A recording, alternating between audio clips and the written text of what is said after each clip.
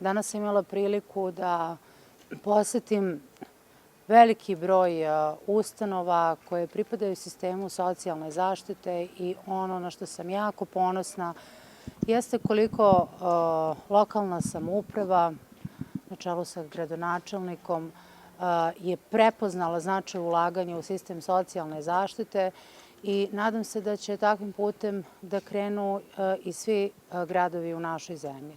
Evo sada smo upravo posetili i renovirane prostorije, odnosno nove prostorije Udruženja kvadriplegičara i takođe Preduzeće za profesionalnu rehabilitaciju osoba sa invaliditetom, PHRAP.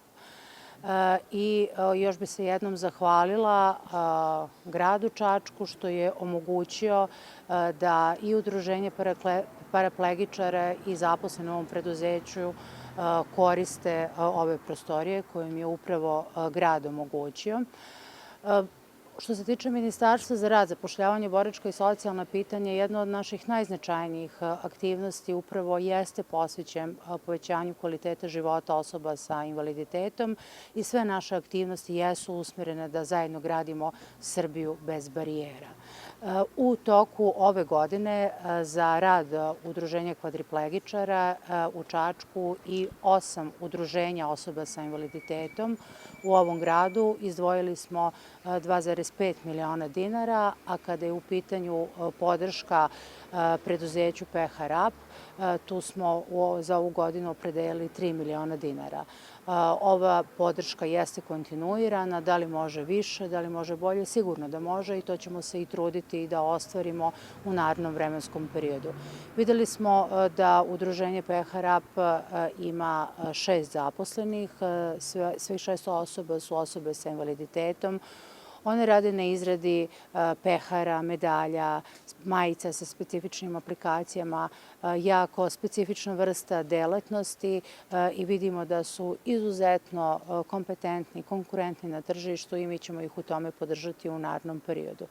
Takođe, izuzetno zadovoljstvo je bilo što smo imali sada prilike da ostvarimo kontakti sa našim polaznicima Akademije mladih lidera osoba sa invaliditetom.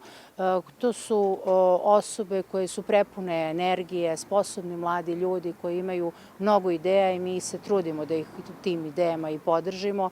Njihova ideja jeste da započne i karavan osoba sa invaliditetom koji upravo započinje danas ovde u Čačku i upravo jeste cilj da putujući kroz našu lepu Srbiju povećavamo aktivnosti osoba sa invaliditetom, da im pokažemo da nisu sami i da zaista zajedno stvaramo Srbiju bez barijera.